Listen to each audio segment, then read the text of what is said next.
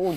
انا وجوزي متجوزين عن حب بقالنا سنتين ومعانا بنوته، وخالتي هي كلهم اللي جداد لو تاخدوا جداد كلهم عرسان وعرايس حلوين كده. وخالتي هي اللي كانت مربياني انا واخواتي، ان ابويا وامي متوفيين من واحنا صغيرين. هي ما اتجوزتش وكان كل حياتها لينا. خالتها ست جدعه بصراحه طبعا. بس ما كنتش موافقه، هي ما كانتش موافقه على جوازي، وكان في مشاكل قبل الجواز. وافقت عشان لقيتني بحبه وما حبيتش تكسر قلبي.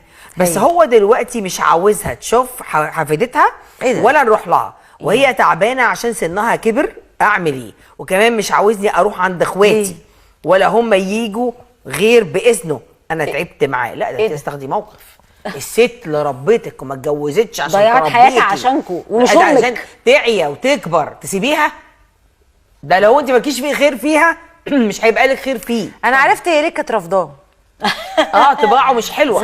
كانت شايفه اخلاقه. كانت شايفه حاجه تانية. بصي النوع ده لو سلمتي هيعمل فيكي اللي ما يتعمل. هيقفل عن كل الناس. هيقفل الشبابيك بالمسامير. النوع ده لو انت اديتي له الاوكي شكرا، تاخدي موقف كبير وايا كان رد فعل الموقف تحمليه. فهماني؟ يعني ما تعمليش موقف ترجعي في نصه، مش هينفع. اشتري خالتك يعني من الاخر قبل كل حاجه، وقولي له هروح وما ينفعش واعمل اللي انت عايزه. انا اخواتي ما اقدرش ما اعرفهمش كويس، دي عيلتي. هو عايز يوحدك، فاهماني؟ وبعدين الراجل الانتقامي ده غلط. بينتقم من ست كبيره محتاجه، يعني ست ضحت بحياتها عشان خاطري انا اجي اروح رميها ما تكبر. اذا كان امنا الطبيعيه الواحد بيشيلها فوق دماغه، اللي هي الام اللي ده واجبها، صح، بتشيليها فوق دماغك لغايه اخر ثانيه في حياتها.